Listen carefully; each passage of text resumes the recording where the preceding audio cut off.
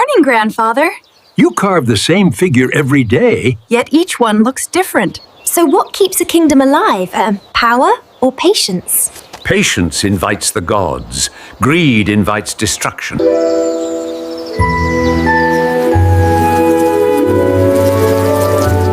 Mother, what if I am not meant to bear a child?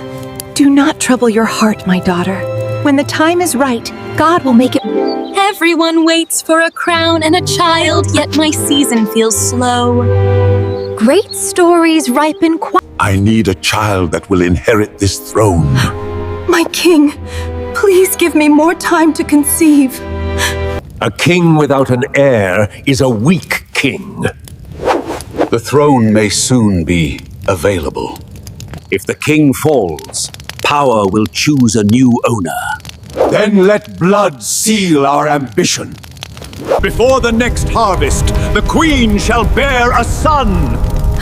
This cannot be! Evil and greedy men has gone to plot against this kingdom, Mayat. They will fail. I will bear a child. Gods has revealed. The men who are greedy and conspired against the king will be thrown out of this kingdom. The god of fire has revealed the kingdom is divided. Oh, I see. That is why some elders refuse to attend the ceremony. What if the queen womb is damaged? I am beautiful enough to be the king's wife, not just a maid. Gods of our land, please remember me quickly. The shame in the kingdom is unbearable. I have heard you. Go with peace. Your husband is the problem of this kingdom. Warn him. Custom demand that the kingdom provide a new king and must be a male child. Wake up, you will be all right, Queen. I have a feeling I am pregnant. Let's watch out. My king, life grows within me. The gods have restored our hope. Behold, Prince Ayomide, heir of the throne! Long live the king! Long live the prince! Imagine a kingdom where prosperity flowed like the river, where the laughter of children echoed through sun-drenched markets. A kingdom guarded by a noble king, blessed with a queen of unparalleled grace, and destined for an heir who would carry their legacy. But what happens when the very blood that should protect turns to poison? What happens when greed consumes a heart, stealing a birthright and casting an innocent into the shadows? You're about to witness a tale of betrayal, suffering, and the fiery, unstoppable force of karma. Once upon a time, in the heart of a land kissed by the African sun, lay the glorious kingdom of Olorin. Its people thrived under the wise and benevolent rule of King Oba and his radiant Queen Amara. Their love was a legend, and their joy knew no bounds when the heavens blessed them with a son, Prince Adebayo. He was a child of promise, with eyes that sparkled like the morning dew and a spirit as pure as the mountain spring. The entire kingdom rejoiced, for Adebayo was not just a prince. He was the embodiment of their hopes, the very future of Olorun. His laughter was music, his cries, though few, melted hearts, and the future of the kingdom seemed eternally bright. Little did they know, a serpent lurked in the shadows of their joy. That serpent was Moremi, King Oba's younger sister. Her beauty was undeniable, but beneath her flawless skin beat a heart swollen with envy. She coveted her brother's throne, his power, and now his son's destined glory. The mere sight of Adebayo, the rightful heir, ignited a burning bitterness within her. She plotted in secret, her ambition festering like an open wound. Then, one fateful moonless night, tragedy struck. King Oba and Queen Amara embarked on a journey to a neighboring kingdom, their procession ambushed by unseen forces. Their lives were cruelly extinguished. Olorun wept. A void was left, a darkness that Moremi was quick to fill. With swift, cold cunning, she spread rumors of a curse upon the royal line, of the infant Adebayo's frailness, hinting that he too had succumbed to the same mysterious ailment. No one dared question the queen's sister during their deepest mourning. In the chaos and grief, she orchestrated a cruel deception. Young Adebayo, stripped of his royal garments, his identity erased, was spirited away under the cover of darkness. He was delivered into the hands of a distant, impoverished relative in a remote, forgotten village, destined to live a life of obscurity, while Moremi seized the throne she so desperately craved. The boy, barely a toddler, was named Kofi by his new simple family, his royal lineage a whispered secret known only to a few, and guarded by the wise elder Ina, who watched from afar, her heart heavy with the truth. Years turned into seasons, and seasons into a lifetime. Moremi ruled Oloran with an iron fist, her reign marked by greed and fear. The fertile lands began to wither, the rivers dwindled, and the people, once joyous, now walked with bowed heads and empty stomachs. Her palaces gleamed with ill-gotten wealth, but the kingdom outside its walls slowly decayed. Meanwhile, in a humble hut, far from the opulence of Oloran, Kofi grew. He knew nothing of crowns or castles, only the rhythm of the land and the toil of a herdsman. Yet there was a quiet dignity about him, a kindness in his eyes and an innate wisdom that belied his humble upbringing. He was swift and strong, a natural leader among his peers, and his touch brought life back to ailing animals. People in his village often remarked on his regal bearing, a quality they couldn't quite place. He possessed a unique birthmark on his left shoulder, a mark shaped like the rising sun, a symbol unknowingly passed down through the royal line of Oloran. Sometimes in his dreams, images of grand halls and beautiful faces would flicker, leaving him with a deep sense of longing he couldn't explain. Elder Aina, now frail with age but sharp of mind, occasionally visited the remote village, her gaze lingering on Kofi. She saw the true king in his eyes, felt the royal spirit within him, and waited patiently for the divine signs that would guide him back to his destiny. The suffering of Oloran deepened. The rains failed year after year, crops withered, and a pervasive gloom settled over the once vibrant kingdom. Moremi's advisors, desperate, urged her to seek guidance from the ancient Oracle of Flames, a sacred site where the ancestors' wisdom burned bright. Reluctantly, and only out of fear for her crumbling power, Moremi agreed. The day of the Oracle's ritual arrived, a day that would forever be etched into the annals of Oloran. The entire kingdom, desperate for relief from the drought, gathered at the sacred temple. Moremi, adorned in her finest silks, approached the Oracle of Flames, an ancient brazier where a perpetual, mystical fire burned. She offered prayers and sacrifices, her voice thick with false piety, demanding the oracle reveal the cause of Oloran's suffering. But the sacred flames, usually calm and steady, flickered wildly, hissing and spitting, refusing to accept her offerings. A collective gasp rose from the crowd. At that very moment, a young man, drawn by an inexplicable pull, pushed through the throng. It was Kofi. He had felt an urge, a spiritual call, to travel to Oloran, sensing something profound was about to unfold. As he stepped closer, the birthmark on his shoulder, usually a subtle reddish hue, began to glow with an ethereal light. The sacred flames, which had rejected Moremi, now pulsed with a vibrant, welcoming warmth as Kofi approached. Elder Ina, her eyes shining with tears of relief and vindication, stepped forward, her voice, though old, resonating with power. "People of Oloran," she cried, "behold your true king. This is Prince Adebayo, son of Oba and Amara, rightful heir to the throne." She quickly pointed to the glowing birthmark, then produced a faded royal locket, a mirror image of the symbol on Kofi's shoulder that she had kept hidden for decades. Gasps, then whispers, then a roar of understanding swept through the crowd.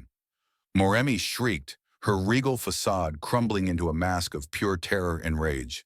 "Lies! Deception! He is a commoner!" she shrieked, lunging at Kofi. But as her hand reached out, the Oracle of Flames roared to life, a blinding inferno. The sacred fire, fueled by divine wrath, erupted, not towards Kofi, but towards Moremi. The flames surged, engulfing her, first her elaborate robes, then her very being.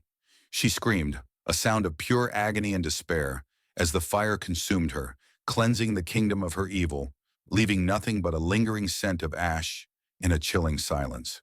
Karma had returned it with fire. Silence swallowed the compound, a silence pregnant with awe and dread. Then a single voice cried out, "Long live King Adebayo!" Soon the entire kingdom echoed with cheers, a chorus of joy and liberation.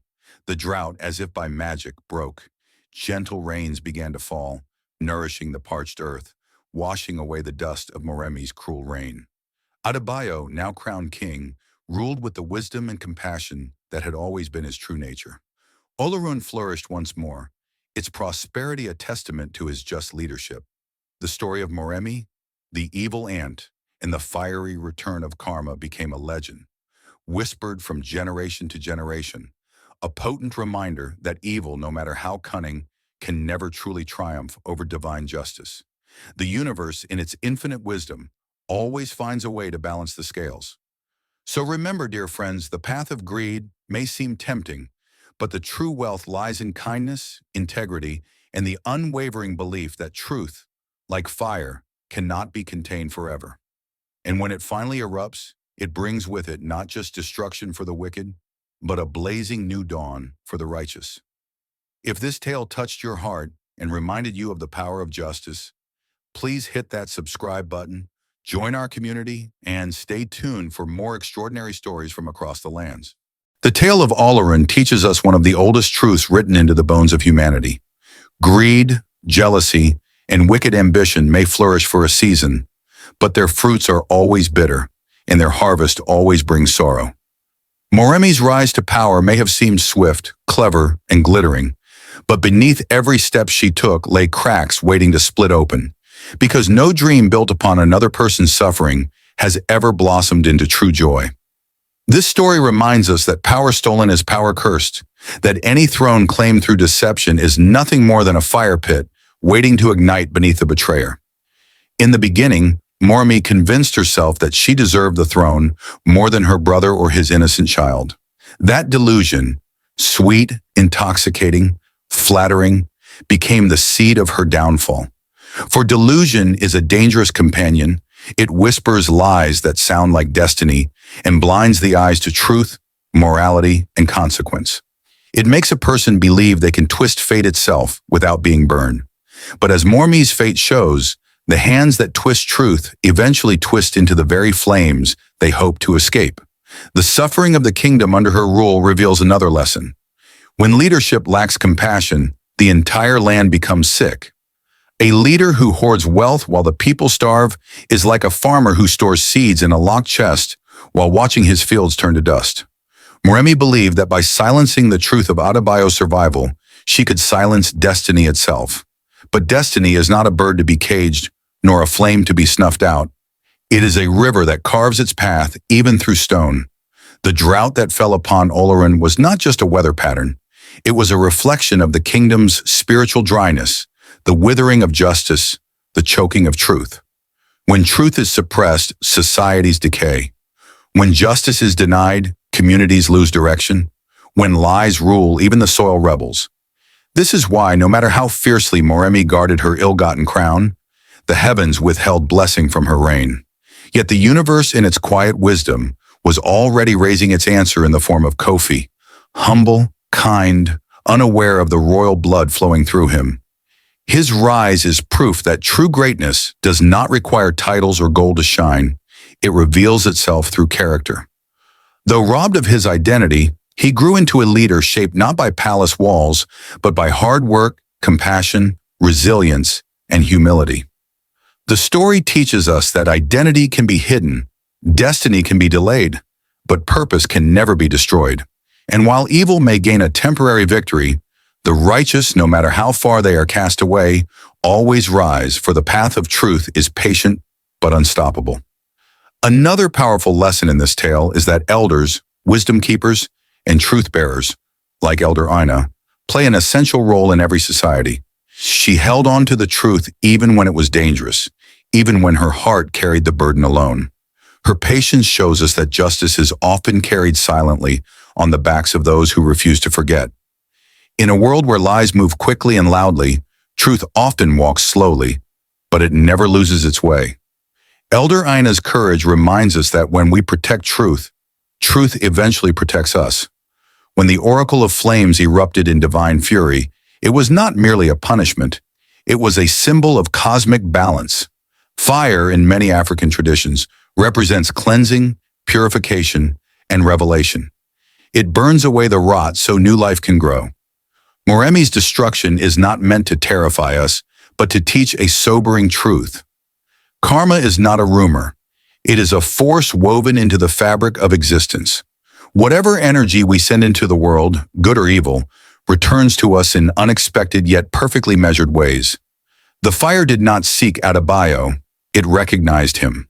The fire did not spare Moremi out of mercy. It consumed her out of justice. This shows that nature itself responds to the moral state of human hearts. More importantly, the story reminds us that evil does not triumph because it is strong. It triumphs only when good people stay silent long enough. But even then, the universe has its appointed time for truth to rise. And when it does, it rises with flames bright enough to blind every lie. For those who listen deeply, this tale also delivers a warning. Beware of the small beginnings of envy. Envy was Moremi's first companion, the one emotion she nurtured until it grew teeth. Envy blinds us to our blessings and corrupts our vision of others. If left unchecked, it leads to manipulation, cruelty, and self-destruction. Moremi might have lived a life of respect, admiration, and dignity, but she traded all of it for a crown she could never safely wear. Her ambition, built on another's pain, became the fire that consumed her. On the other hand, Adebayo's life reflects the opposite truth. Humility and righteousness may begin in silence, but they end in honor. His journey teaches us that we should neave